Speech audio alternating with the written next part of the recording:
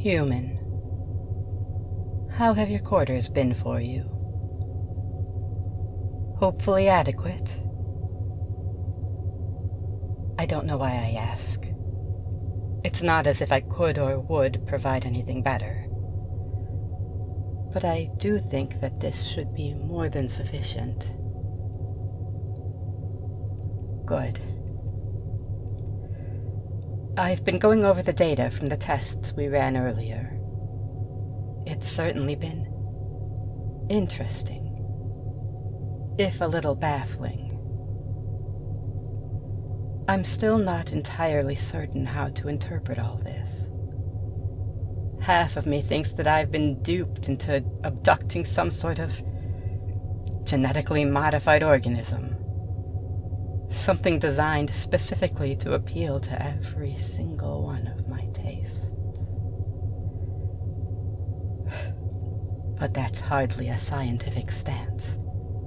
To assume that the data you collect is false because it doesn't align with your expectations. I've decided on a test to help me better understand your nature.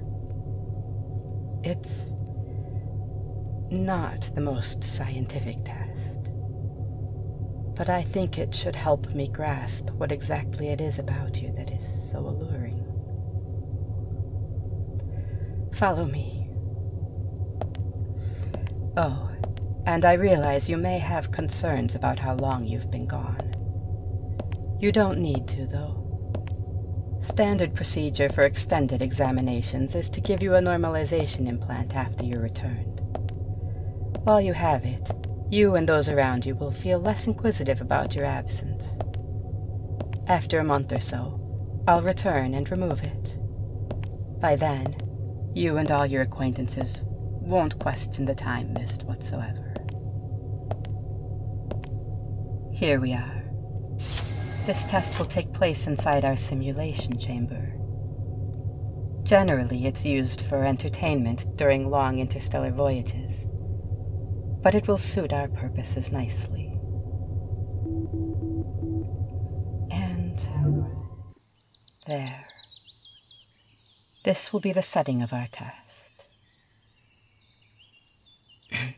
Yes, well, I'm not very familiar with how humans do this sort of thing, so I had to use what little data I could scrape together to design the setting. A picnic at sunset is probably not the most inspired setting, but... Oh, you're right. I never told you what the test is. It's well, we're simulating a courtship ritual. What you would call a date. Just for science. I told you before that I wanted to test if humans can make good long-term companions. This seems like a decent start. Based on my limited research, food consumption is a popular activity for these dates, as is doing things outdoors. And sunsets are supposedly romantic to humans. Was this incorrect data? Oh, good. Well then, shall we sit? Now, while I've done some research, I'd like to hear it from you. What do you usually do on a date? Interesting. So it's a way to get to know one another, then. An advanced matchmaking algorithm would be more efficient, but this does have its charm. In that case, please tell me about yourself. I'll just help myself to these. What are they exactly? I just took some from Earth. After leaving behind valuable metals of equal worth, of course. I see. Well, I'll try one. That's, gritty. And the flavor is Well, not like anything I've ever had on my planet. I'm reasonably certain it's edible for my species, but... Anyway, I'm sorry. Please. I'm genuinely curious to hear about what your life on Earth is like.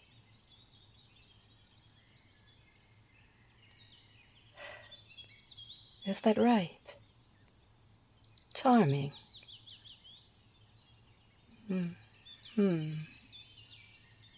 Yes, I see.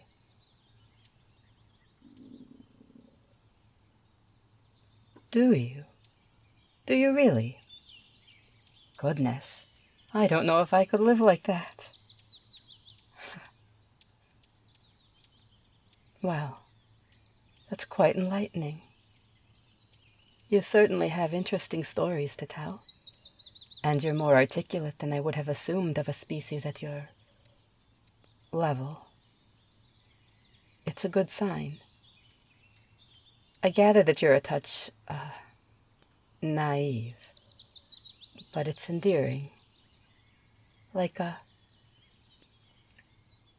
I think it's called a puppy?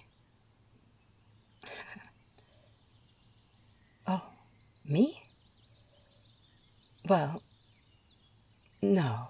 This experiment is really more about you. You don't need to hear about my life.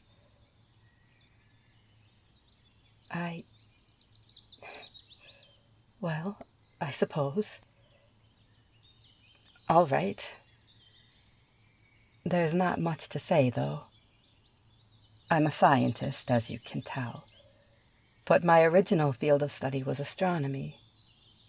I only turned to xenobiology, the study of alien life, if you didn't know, after my partner, Hia, left me for a human. It was so sudden. To be honest, I wonder if I'm being fair, assuming it's all because she was chasing some fad. I've never had the best understanding of relationships. Maybe she left because of me, not because of your kind. You're, easier to talk to than I expected. I don't usually open up to people that quickly. Perhaps it's those pheromones of yours. I don't know at this point if it's all humans, or just you. But you seem very easy to be around. With that, on top of your enchanting physical qualities, I fear that I might start to become addicted. I wonder if that's healthy. Just imagine having a whole race of beings that are objectively more pleasant to be with than our own. If humans ever became widespread on my home planet, it could be the end of our species. Perhaps I'm being overdramatic, though. It could simply be a matter of learning all the things that make you so special, and learning to mimic them ourselves. Perhaps being in a relationship with a human would make one a better lover overall. I'm astonished that this hasn't been researched more thoroughly. There are so many implications. But perhaps this is exactly the type of thing that got me into trouble. Overanalyzing things. Here I am, with a lovely, charming being right in front of me. And I'm mumbling about research.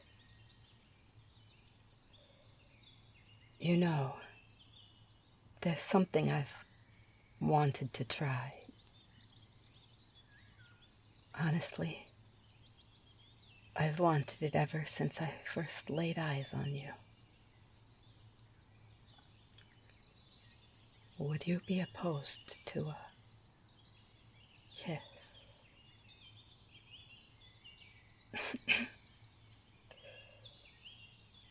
Well, in that case,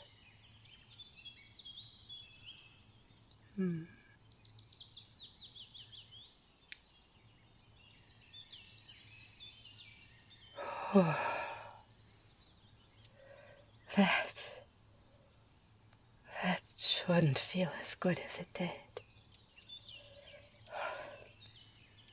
How did you do that with just your lips? Just to be certain, would you be considered an experienced kisser by human standards? Really? So that's just pure instinct. You continue to astound me. The more I learn about humans, the more impossible their existence seems. If you wouldn't mind, I'd like to try again. I want to see if I can do what you did.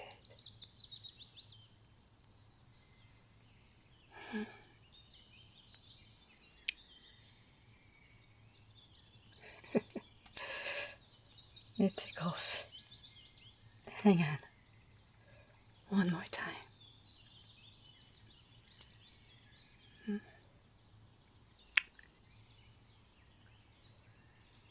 Wow. I could spend an eternity kissing you. Listen to me, waxing poetic. You have an undeniable effect on me. I wonder if this is how Hia felt when she met her human. Well, I think I've learned quite a bit from this experiment. Much more than I expected to, in fact. It makes me wonder how much more there is to learn about your kind. And about you, specifically. I doubt that even a whole battery of tests could reveal all your secrets. Which makes me want to ask, is there much waiting for you back home? I know it's sudden, but I could bring you home with me. If you'd be willing to leave Earth, I could give you a life of leisure. We live in a post-scarcity society. There's enough of everything for everyone to have as much as they want. You'd never have to work just so that you won't starve. We only work for the passion of it. And I could take you around the galaxy. There are so many sights to see. I don't want to pressure you, though. You have a life back on Earth, and that's not something to be ignored. If you have people that are important to you, and goals that you don't want to abandon, then... Oh, that's an enthusiastic answer.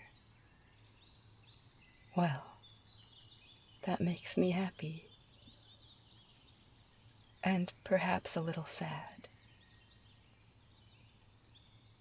It's a shame you've been living a life that can be so easily left behind. But I can give you a better one. In that case, I'd better chart a course for home. It's going to be tricky to explain all of this to the Science Guild. but I think I can get away with writing it off as a long-term study. We may have to do some experiments just to keep up appearances.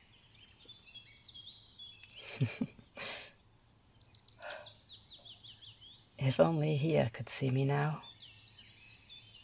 I'm ashamed to say I said some rather nasty things to her when I found out about her involvement with a human. I've changed quite a bit in the short time that I've been studying you.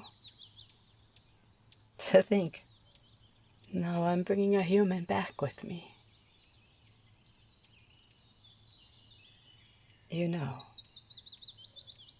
now that I'm getting over my frustration about humans, maybe she and I could patch things up. I almost wonder if you could. If we could.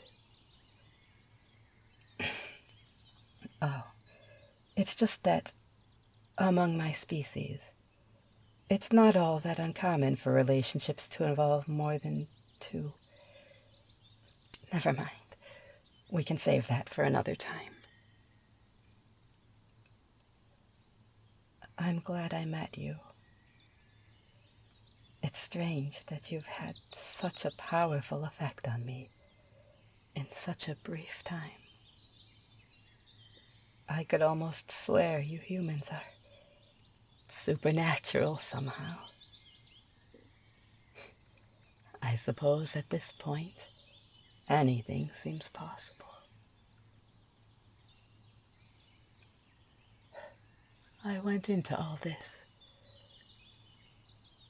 assuming that I'd find some sort of fraud. But instead, I found the most spectacular being in the galaxy. How incredible.